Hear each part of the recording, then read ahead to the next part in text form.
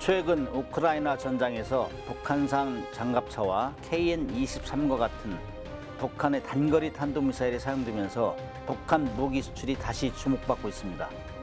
특히 북한은 러시아에 탄약과 미사일을 대량 공급하며 군사적 협력을 강화하고 있는 상황인데요. 러시아와 무기 거래를 통해 북한은 군사적, 경제적 이익과 함께 무기 성능을 실전에서 실험하고 있습니다.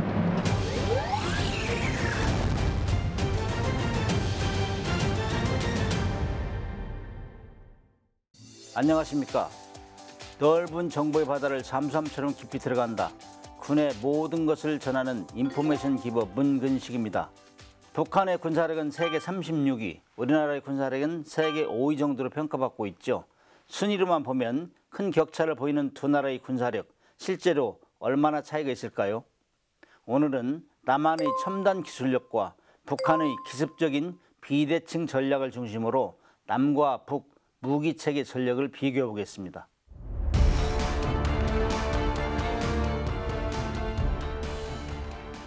먼저 육군의 주력 무기라 하면 우리 6.25 때 가장 경험을 많이 했잖아요. 탱크, 전차라고 하죠. 우리는 탱크 한 대 없었는데 북한은 탱크로 밀고 내려가지고 순식간에 그냥 우리 서울을 점령하고 그런 건데, 이 탱크에 대한 그 트라우마가 많아요. 북한의 가장 주력이라고 할 수 있는 전차는 선군호라는 전차예요. 이 전차는 우리나라의 K2 전차하고 대비되는데, 실제적으로 K2 전차도 지금 유럽 시장을 제패하고 있어요. 그렇기 때문에 성능에서 세계가 공인하는 이런 무기이기 때문에 우리가 훨씬 앞서간다. 특히 이제 탱크라고 해도 이 내부의 전자장비나 그다음에 탐지 센서 이런 건 월등하다 이거죠. 근데 북한이 일단 숫자적으로 많아요. 뭐 4,300대 되고 우리가 2,200대 정도니까 절반 수준인데, 숫자들 많아도 우리가 충분히 성능으로 극복할 수 있다 이렇게 판단을 하고 있어요. 그 다음에 또 장갑차가 있잖아요. 장갑차, 인원을 실어나르는 장갑차. 남한에는 K200이라는 장갑차가 있고 북한에는 VTT 323이라는 장갑차가 있는데, 이것도 성능은 이건 거의 유사한데 속력이 우리가 좀 빨라요. 한 70km고 북한은 65km 시속 이 정도 되는 건데, 우리 같은 경우는 뭐 무장이 12.75mm 이렇게 무장하고 있는데, 북한은 거기다가 뭐 그 지대공 미사일, 그다음에 견착식 대공 미사일 이런 것까지 같이 들고 다니니까 일단 무장에서는 우리보다 좀 다양하죠. 다양한데 아무튼 탐지 먼저 보고 먼저 쏴야 되니까 탐지 능력 이런 데서 많이 뒤진다 이렇게 얘기할 수 있습니다. 다연장포, 그다음에 이제 자주포 이런 것들이 있는데, 제가 실무 생활을 할 때, 현역에 있을 때 전쟁 게임하면, 워 게임하면 가장 그 우리가 주력 방어를 했던 것이 이 방사포예요. 방사포. 다연장포 같은 경우는 우리는 천무가 유명해요. 천무. 지금 뭐 그게 특히 이라크 이런 데 많이 팔리고 있는데, 이 천무는 딱 폭발하면서 막 자탄이 수백 개 이렇게 나면서 초토화식, 운동장, 축구장 정도를 초토화시키는 이런 능력을 가지고 있는데, 북한에서 제일 유명한 그 또 방사포는 170mm, 뭐 240mm, 300mm 이런 것들은 주로 수도권을 공격하는 것이고, 최근에 또 강력하게 드러난 게 600mm 방사포예요. 세계 최고로 위력이 큰 방사포인데, 휴전선 근처에서 발사하면 부산까지 다 공격할 수 있어요. 우리 남한 본토의 전역을 공격할 수 있기 때문에 이게 엄청난 위력이에요. 여기에 대해서 지금 어떻게 방어할 것이냐, 이걸 가지고 육군들이 많이 고민하고 있습니다. 우리 남한의 자주포 중에는 K9 자주포가 유명하다면, 북한은 곡산 자주포 이게 있는데, 이 자주포는 구경도 구경이지만 발사 속도가 굉장히 중요해요. 우리가 2010년대 연평도 포격전 할 때 사실 북한에서 우리를 방사포로 공격했잖아요. 근데 우리가 K9 자주포로 대응을 했다고. 이때도 그야말로 아쉬운 것 중에 하나가, 그냥 이 우수한 성능을 들이부었으면 좋은데 원점 타격을 그걸 못 해가지고 엄청나게 비난을 받았어요.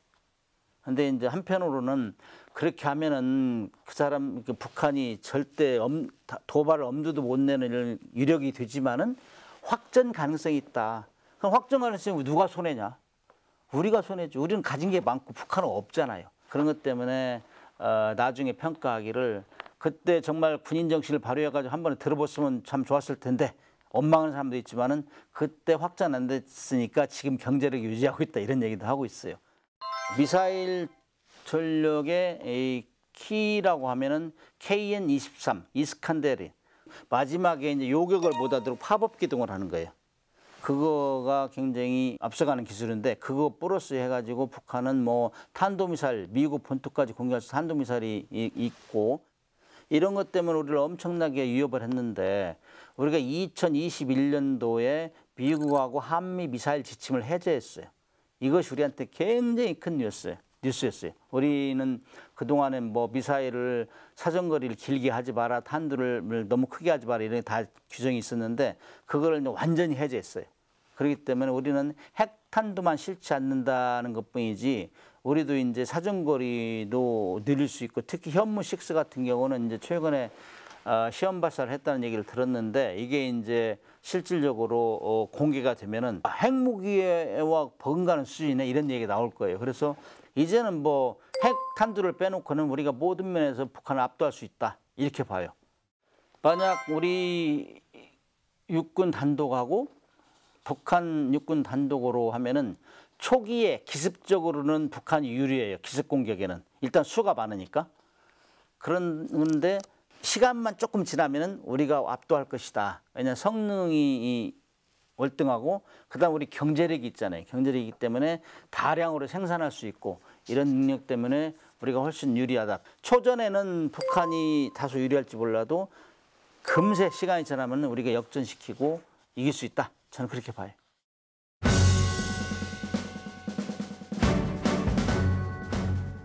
북한의 해군은 한마디로 연안 해군에 불과하다. 연안 해군이라면 대항으로 못 나가는 거예요. 배가 작아서. 파도에 약하잖아요, 배는. 파도 높은데 작은 배가 나가면 포를 못 쏴요. 막 움직여서. 그런 아주 불리한 점이 있다. 그러나 수적으로는 엄청 많아요. 전투함정만 봐도 뭐 북한은 430여 척, 우리는 90여 척인데 우리는 큰 배란 말이죠. 북한이 가장 자랑하는 그 수상함정은 나진급이라고, 나진급. 거기로 보면은 천안함 수준이, 천안함 1200톤짜리, 1200에서 1800톤짜리 이 수준인데 우리는 그런 건 수두룩박죽이에요, 우리는 뭐 이지스함도 있잖아요. 세계 최고로 싸움을 잘한다는 이지스 구축함도 있고 이지스 구축함 같은 경우는 탐지 센서가 엄청나게 발달되어 있어요. 1000km 이상에서 잡아내요. 레이더로. 그 다음에 동시에 20개 정도를 공격할 수 있어요. 그 다음에 항공기가 날아와도 자동적으로 3중 방어 시스템에서 미사일도 다 막아낼 수 있고 그래서 이 이지스 구축함은 신의 방패 그래. 이 이지스라는 말은 그리스 말로 신의 방패라는 얘기인데 그 정도로 뛰어난 무기이고 독도함 14,500톤짜리도 있고 그다음에 상륙함 이런 걸 보면은 북한이 그냥 기가 죽죠. 사실 파도가 막 2m만 돼도 막 전투를 할 수 없는 상황에 처하는 북한 해군하고 우리가 비교할 수 없어요. 그런 것 때문에 북한이 이제 중점적으로 개발한 게 잠수함정이란 말이죠. 수상함정은 큰 거는 못 만들고 잠수함으로 우리를 지금 위협하고 있는데 잠수함 같은 경우는 일단 그 성능이 열악해도 일단 물속에 들어가면은 게릴라전으로 변하게 게릴라 세력으로. 그래서 찾아내기가 힘들어요. 그것이 가장 북한의 강점이고 그다음에 북한은 뭐 유사시에 서북도서를 막 일시에 점령하겠다. 이런 야욕을 가지고 개발하고 준비한 게 공기부양정이 고속으로 올라가지고 기습상륙하는 거. 이런 거가 이제 북한은 유리하죠. 북한 해군은 남한하고 이렇게 해군력을 이제 전투를 붙는다면은 뭐 어쩔 수 없이 비대칭 전력을 사용해서 기습 공격하는 수밖에 없어요.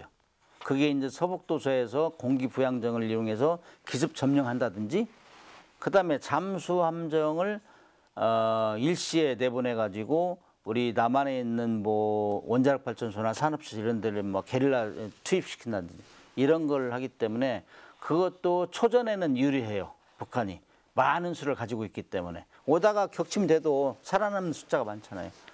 그러나 결국에는 그것도 우리가 먼저 보고 먼저 행동을 예측할 수 있기 때문에 크게 걱정을 할 필요가 없다.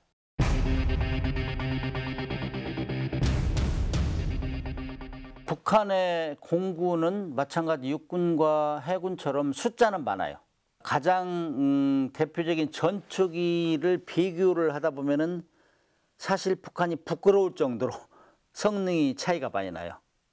북한 같은 경우는 미그 29가 최신형인데 그것도 뭐 한참 전에 들어온 거예요. 그 러시아로부터. 근데 그거는 우리의 F-15, F-16한테도 상대도 안 되고, 특히 우리 같은 경우는 F-35 스텔스기가 있어요. 이거는 뭐 레이더에 잘 안 잡히니까 평양을 가서 그냥 공격할 수 있는 거예요. 주석공을 공격할 수 있는 이런 무기가 있기 때문에 북한이 상당히 두려워하죠. 북한이 몇 년 전에 김정은이가 참관한 가운데 비행기 모형을 들고 도보로 이렇게 훈련하는 걸 봤을 거예요. 그게 북한의 현실이에요. 그때 김정은이가 주장한 게 뭐냐면은 계란을 거기는 다갈이라고 하죠. 다갈. 다갈에 사상을 집어넣으면은 바위도 깰 수 있다. 그렇게 얘기. 그거는 이미 우리의 공군력을 인정하는 거예요. 계란으로 바위치기다. 이 정도로 지금 차이가 난다는 거예요. 북한의 AN2기 같은 경우는 정말 오래된 저공 비행기예요. 그 쌍발 비행기 비슷한 수준으로 우리 2차 영화 보면은 날개 날아다니는 비행기 있잖아요. 이런 걸 가지고 있는데 거기에다가 특수한 전력을 실어가지고 레이더 안 잡히게 저공 비행해서 이렇게 하겠다. 그래서 저도 현역 생활할 때 그걸 대응하는 훈련 많이 했어요. 공군력이 북한하고 우리하고 가장 차이가 많이 나고 우리하고 비교가 될 수 없다. 공군 장교들 보면 뭐 좀 비웃는 경향이 많아요. 저런 전투기가 어떻게 전투하나 이런 얘기 많기 때문에, 특히나 우리 같은 경우는 뭐 조기 경보기, 그다음에 무인 정찰기 이런 게 엄청나게 최고 성능을 가지고 있기 때문에 멀리에서도 다 전역을 이렇게 서치할 능력을 가지고 있기 때문에 그들의 동태를 파악하면서 싸울 수 있다. 그렇기 때문에 문제가 안 된다 이렇게 봐요. 북한하고 뭐 1대1로 우리가 단독으로 하면은 어디가 이기냐 이런 질문을 많이 하는데, 그런 질문을 이제 할 필요가 없어요. 우리가 이미 성능으로 압도하고 먼저 보고 먼저 쏘고 나아가서는 쏘지 못하게 우리 감시하고 있기 때문에 크게 걱정은 안 해도 된다 이렇게 봅니다.